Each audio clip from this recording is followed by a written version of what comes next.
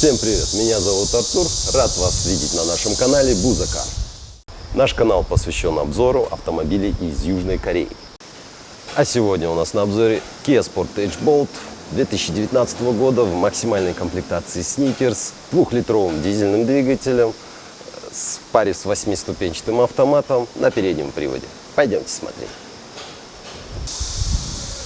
По внешнему виду у нас довольно агрессивные фары, выполненные в стиле Porsche. Также довольно современный дизайн данного автомобиля. Кристалловидные противотуманные фары, темный хром. Довольно большая радиаторная решетка, тоже выполнена в стиле темного хрома. Также у нас имеются датчики паркинга и датчик адаптивного круиз-контроля. Довольно большой просвет. В целом машина выглядит довольно бодро, довольно агрессивно для 2019 года и выглядит очень современно. В данной комплектации у нас низкопрофильная резина на 19 дисках.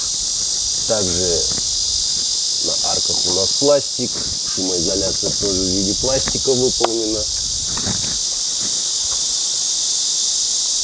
Вспомогательный поворотник. И бесключевой доступ, правда, только спереди. Сзади у нас бесключевого доступа, к сожалению, нет. Сбоку машина выглядит довольно агрессивно. Также у нас есть видимые рейлинги для установки чего-либо. Также есть у нас акулий плавник. Задний вид автомобиля выглядит довольно современно. У нас есть стоп-сигнал сверху. Также у нас имеется светодиодная оптика, что выполнено довольно современно. Но есть один нюанс. Вот этот центр у нас не горит вообще. И могли бы сделать стоп-сигнал верхний на всю длину, чтобы это было более красиво бы смотрелось. Плюсы у нас есть также вспомогательные датчики паркинга. Свет заднего хода и отражатели. Отражатели у нас тоже не горят. Также мы имеем сдвоенный выхлоп, но, к сожалению, это всего лишь муляж, так как выхлоп только один. Багажник довольно вместительный. Также имеется камера заднего хода. И, к сожалению, в данной комплектации у нас нет автоматического закрытия багажника. Что мы имеем по багажнику? Довольно просторный. Также можно сложить сиденье. Я думаю, будет еще просторнее. В данной комплектации сиденья складываются абсолютно ровно. Здесь будет абсолютно ровная площадка. Здесь можно даже, если вы едете куда-то отдыхать, застелить сюда матрас и на нем спать.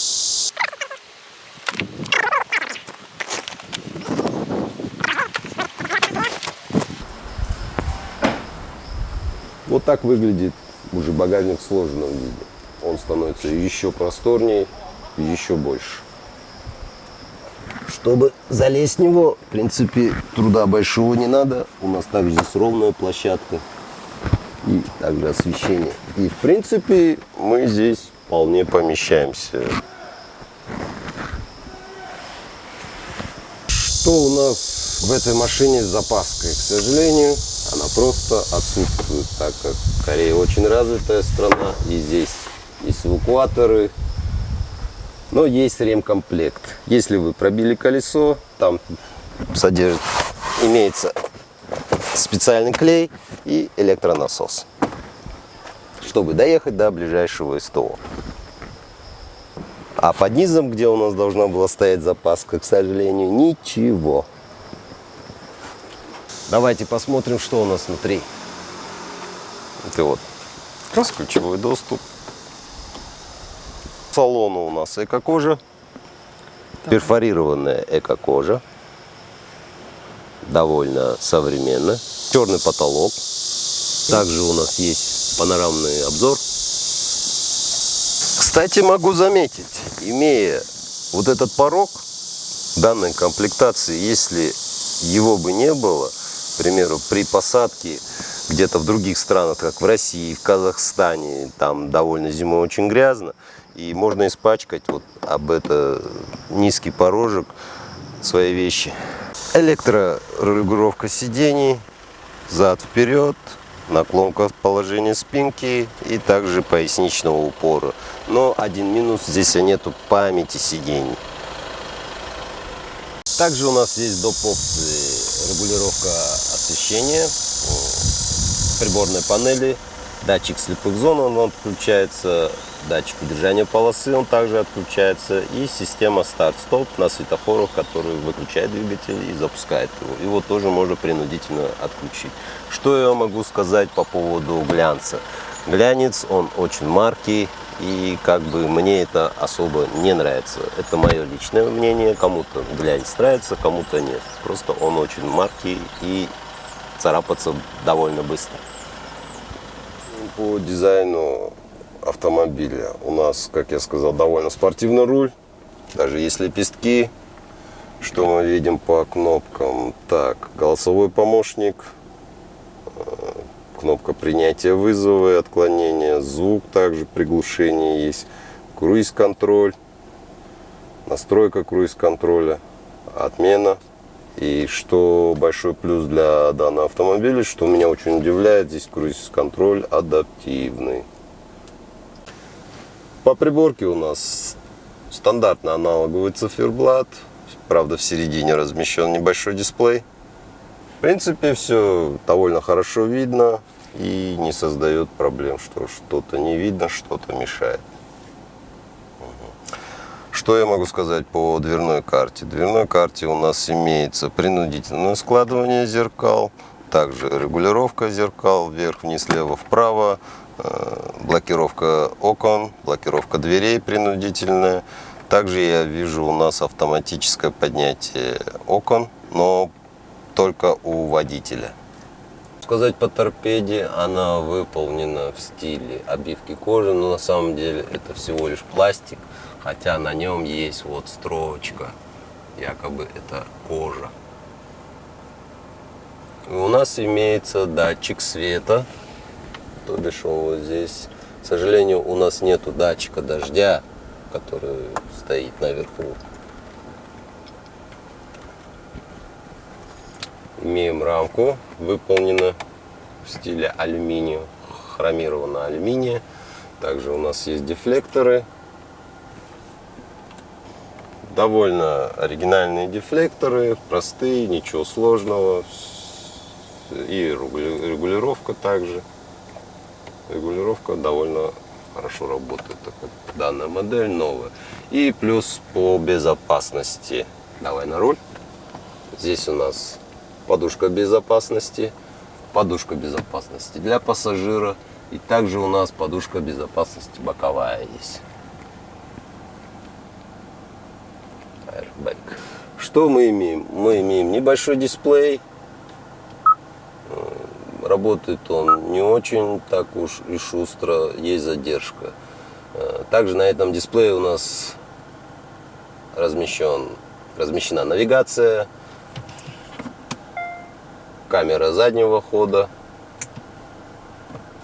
Экран достаточно большой, в нем все видно.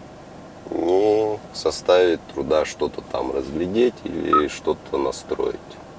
Так, снизу у нас есть карта памяти для обновления навигации. У нас бесключевой доступ и кнопка старт-стоп. Также здесь мультимедийные настройки.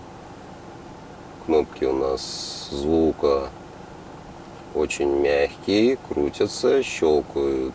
В принципе, очень удобно. Так, что у нас ниже?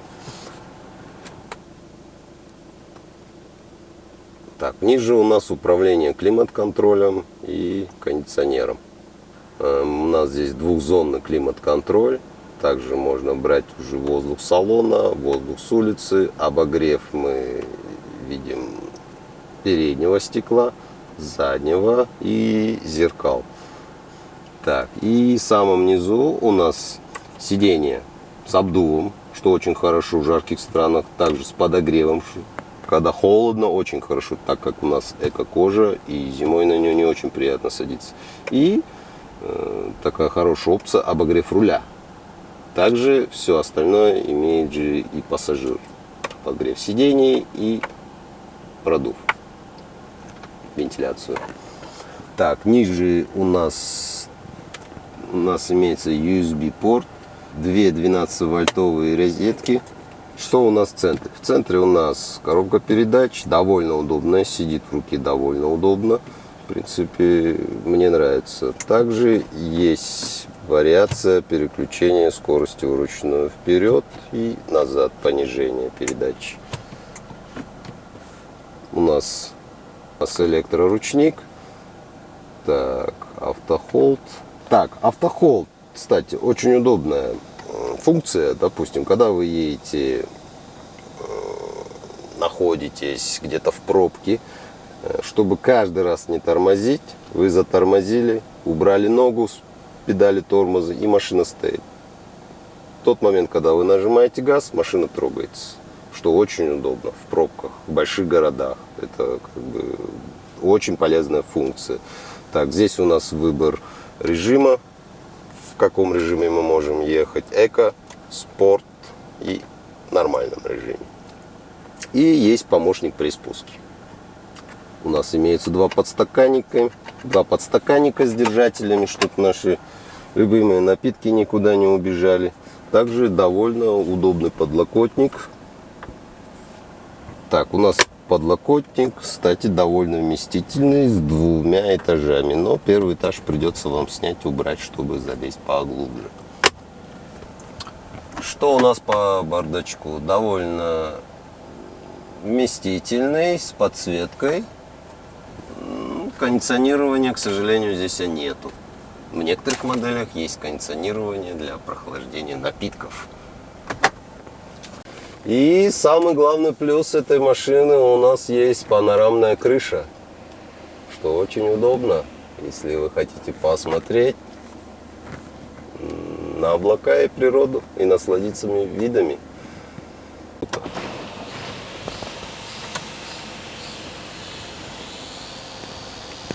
И вот так мы можем открыть нашу панораму.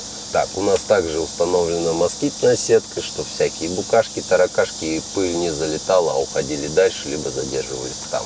И салон у вас был чистым. И компании Kia и Hyundai установлены самые топовые панорамные крыши.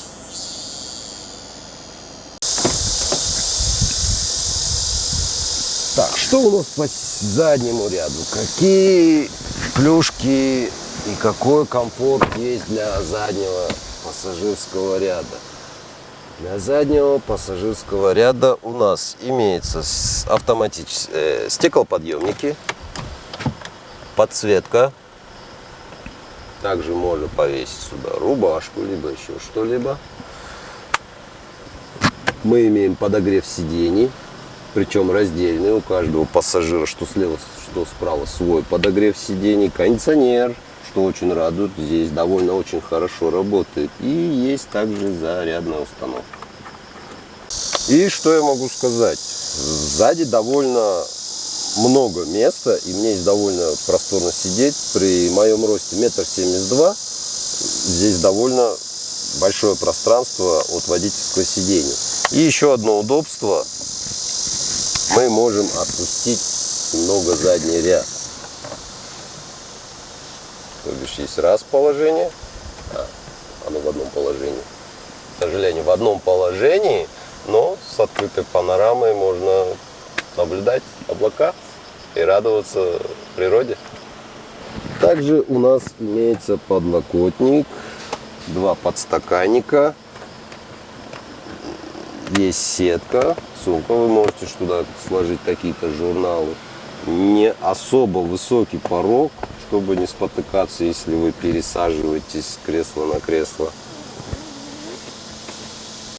Плюс еще пассажирское сиденье можно отодвинуть как и наклон, так и само сиденье. К примеру, вы можете его задвинуть, либо отодвинуть, и управление спинкой, что очень и очень прикольно для данной модели. Это большое удобство. Также на дверных картах у нас есть место для напитков, помимо подстаканников. И что по безопасности сзади. Сзади у нас тоже имеются подушки безопасности. То бишь одна здесь и вторая аналогично у нас здесь. То бишь мы как водитель, как пассажир, как задний ряд, все защищены. Компания Kia позаботилась о нашей безопасности. Давайте посмотрим подкапотное пространство. Что у этого автомобиля под капотом? Горячий трындец. Открывается он довольно легко, но, к сожалению, у нас нету газовых упоров.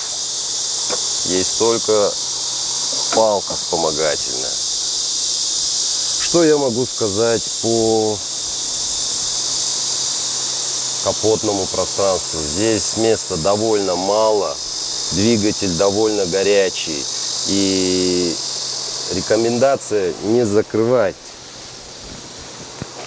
эти ноздри, чтобы двигатель дышал как сверху, так и снизу, потому что охлаждение у двигателя и продувка очень слабая, и некоторые, кто часто их закрывают, это делают в России, Казахстане, где климат более холодный, чтобы двигатель был более теплым, оставался дольше теплым, закрывают.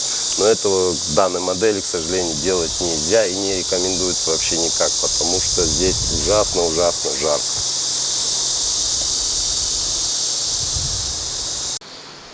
Так, мы оценили внешний дизайн, как машина выглядит внутри.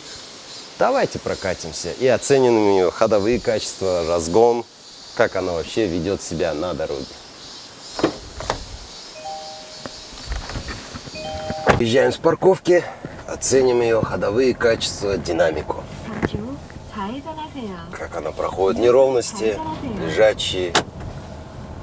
Отзыв педали. У нас, кстати, здесь электронная педаль. Отзыв у него довольно хороший. Кстати, как работают поворотники, сигнал поворотников. Он довольно приятный, не напрягает слух, не отвлекает. Так, мы выехали из города, выходим на платную трассу. Динамика у машины очень резвая. Также помогают датчики удержания полос.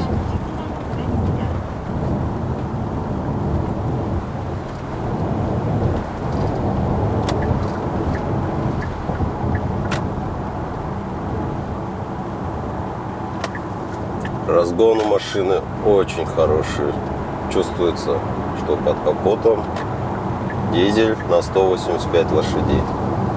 Машина очень отзывчивая на педаль, также и на тормоз. Тормоза мягкие у него, кстати, не жесткие. Так, ну что сказать, допустим, если вы не выезжаете на бездорожье, куда-то там в деревню к бабушке и тому подобное, в село, то переднего привода в городе вполне достаточно. На небольшом внедорожье, там, если на отдых, его тоже будет достаточно, потому что у нас имеется под капотом мощный двигатель, который вытянет машину, так как в данной модели вес не тяжелый, это легкая машина.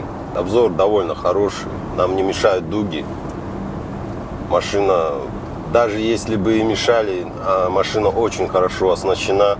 Сама подруливает. Если я съезжаю, дает сигнал, сама подруливает, держит полосу. Обзор довольно хороший.